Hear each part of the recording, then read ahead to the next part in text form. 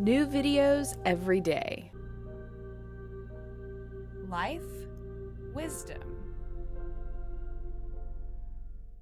Hello, everybody. This is Dr. Eccles again, and we're very, very fortunate today to have some very special people with us. This is Miss Corey and Miss Karina, and today they'll be helping me demonstrate some really great ideas and showing you how we do things in our office. One of the things I wanted to talk to you about, and this is something that really surprises a lot of people, is when they come into the office, they'll oftentimes point to a spot on their back and they'll say, "Doc, it hurts right here." Well, I've learned over the last 27 years that just because it hurts right here doesn't mean that that's necessarily where the problem is. Pain can refer and radiate all over the body. I always kind of laugh and I joke with my patients and I say, you know, if you step on a dog's tail, it's the other end that ends up barking. So in our case, oftentimes where the pain is not, or the problem is not necessarily where you're going to feel the pain. So today what I wanted to do was kind of demonstrate, if it isn't necessarily where the pain is, how do we go about finding out where it is? And we use some really great techniques that involve muscle testing to do that. And I wanted to demonstrate that with you today.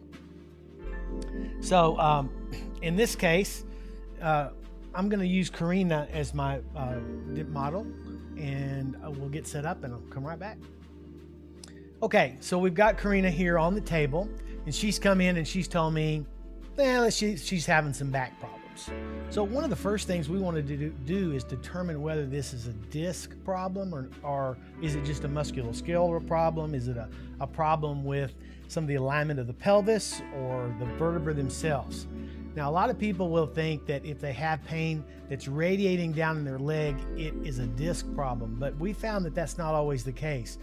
If it's going all the way down into the feet, then it more than likely is a disc problem or herniated disc, which we have special ways that we're going to take care of that as well.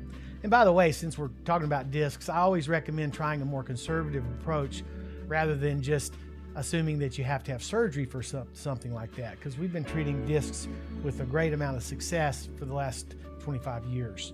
So it definitely can be done, and it should be done rather than subjecting yourself to the dangers of surgery. Now, there are some times when surgery just seems to be the way to go, and it may actually be necessary for you, but I always encourage you to try the most conservative things first, and then if that doesn't work, you can always get surgery. But if you jump into surgery, you're pretty much stuck with what you've got. Sometimes it's okay, and sometimes it's not. So we were talking a little bit about the fact that you couldn't always tell where the problem is strictly by where the pain is. So today we're going to show you how I kind of find out where the problem is and figure it out.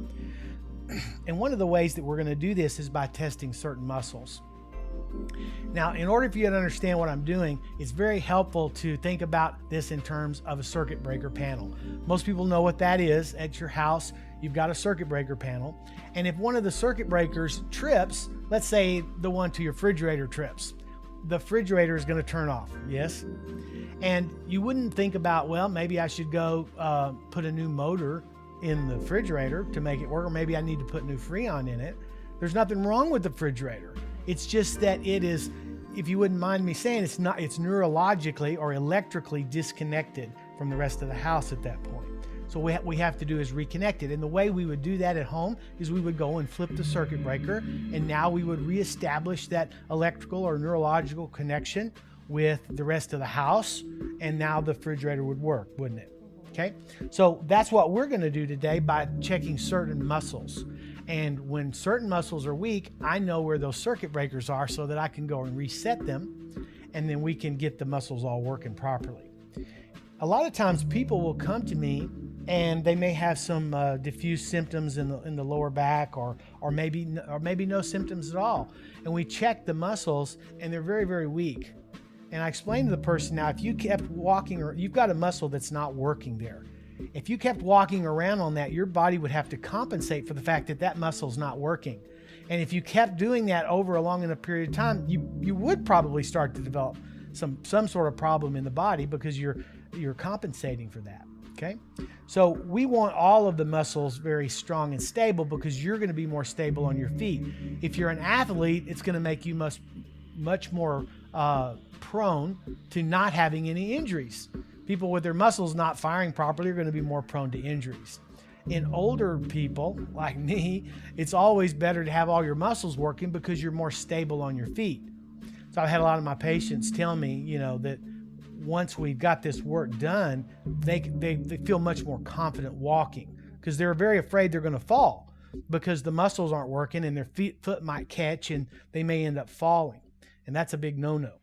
So by just getting these muscles working and getting everything stabilized, we can oftentimes really help people with stability, increased performance, and that kind of thing.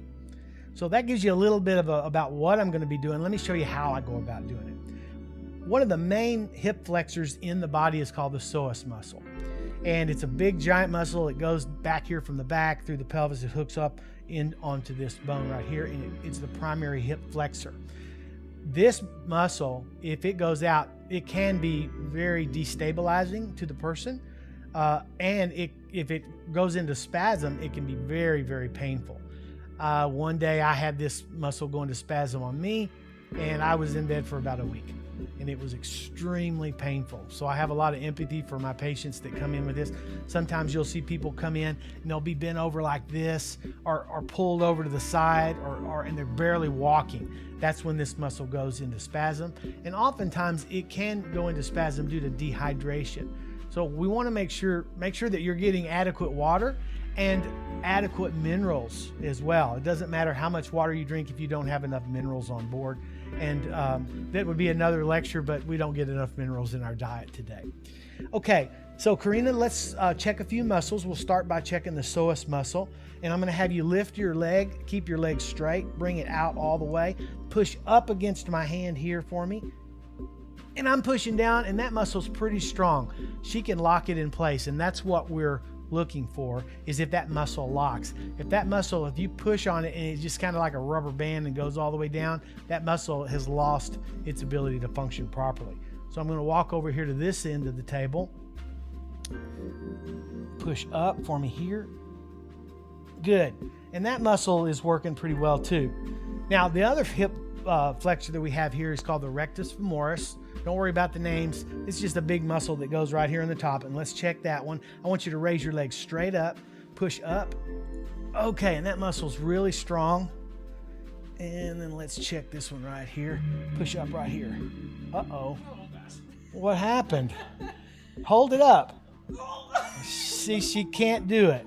So this muscle is more like a rubber band. It's just sitting there and she can't do it. And when she tries to, you can see her trying to recruit her other muscles, and her pelvis comes up off the ground here like this. So this is a real big indicator that we've got some sort of a disconnect in there, and the body is not able to recruit this muscle and make it strong. So we're going to do that one more time. I want you to push up real hard. See, it just goes straight down. And I can actually feel it like contorting my back. Exactly. So now we're going to do a little bit of muscle testing. I think for the camera's sake, I'll try to do it on this side. I normally would do it on the other side. Now we've got to find out what it is about this muscle that's not right. So we're going to have you push right here for me. Good. And I'm going to touch here, push here. Okay, so we've got several of these circuit breaker points in the body. This one just happens to be called a neurovascular point. And this point right here in her head actually corresponds to where the origin of this muscle is. And the origin is on right there, and it should be kind of tender. Oh, yeah. Okay, so she notices that right away. It's very tender. She didn't know that. When she sat down, she didn't know that that muscle was going to be tender there, or that it was going to be weak. And that's what I'm talking about. Just keeping these muscles balanced is a great idea.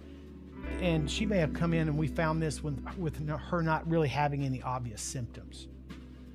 Sometimes there is, sometimes there not. So I'm holding these points here, and what I'm actually doing while I'm talking to you is I'm feeling for a pulse. And once we get those pulses here and here, we get those pulses synchronized, and they start beating together.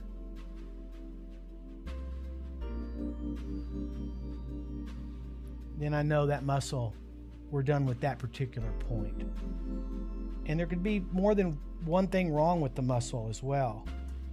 Is that starting to lighten up a little bit, or is it still real tender? It's feeling a little less tender. Okay. But it definitely. All right, we're gonna let that we're going to let that sit for just a minute longer.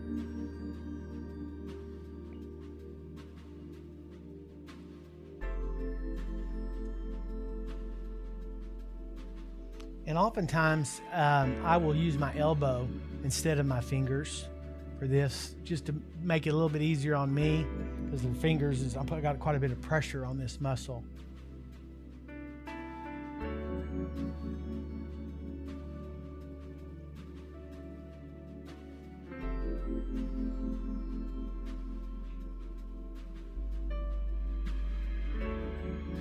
Okay, how's that feeling now? Much better. Okay, so we're going to go back and check again. Push here, and then there's another point that we'll check right along the ribs here. Push here. This is called the neurolymphatic point, and it's weak as well. Is it tender there? So she knows that that's pretty tender, and also here, and this is where that muscle inserts. It inserts down here on this bone. So we're going to hold these points just like we did the last ones. And these, again, kind of think of these like circuit breakers in the body, and we're just resetting them. It's always fun to watch the look on a patient's face when we go back and we recheck the muscle, and the muscle is strong, whereas, a few minutes ago, they couldn't even hold it up. And they know something good has happened.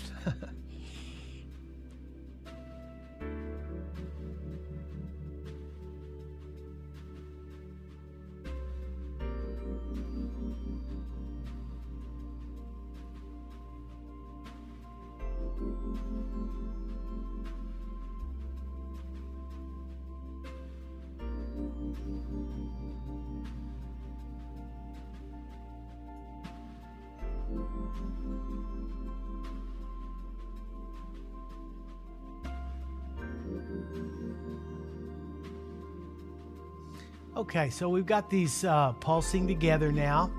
It takes a little bit of practice to feel these pulses in the body, but once they do, it's pretty obvious. So now we've got those two. Let's go ahead and check something else. Push here for me. I'm going to reach right under here and touch the base of her sacrum. Push here. Okay, and that's weak too. So one of the things that can shut this muscle off is having the sacrum out of position. In this case, it would be rocked backwards on this side. So that would be the next thing I'm going to do, is adjust that.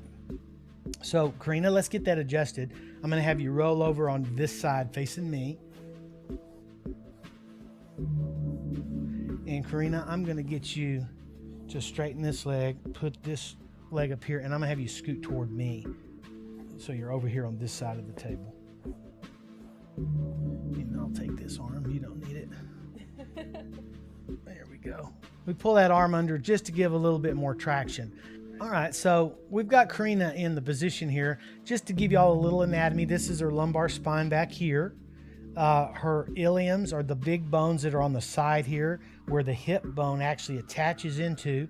And the ilium on this side attaches to the sacrum, which is that big bone that goes here that turns into her tailbone right here.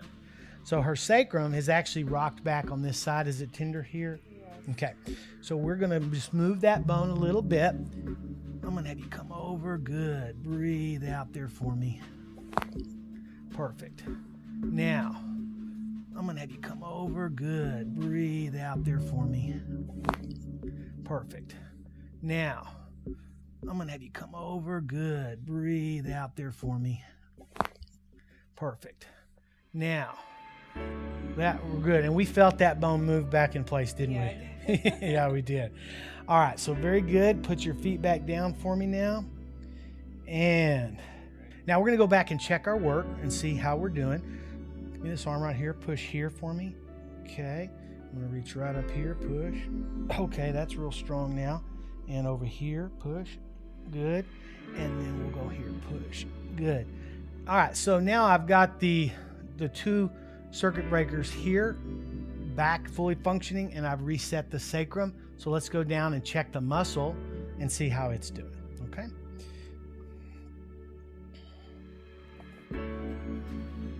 All right, raise this leg for me and push straight up.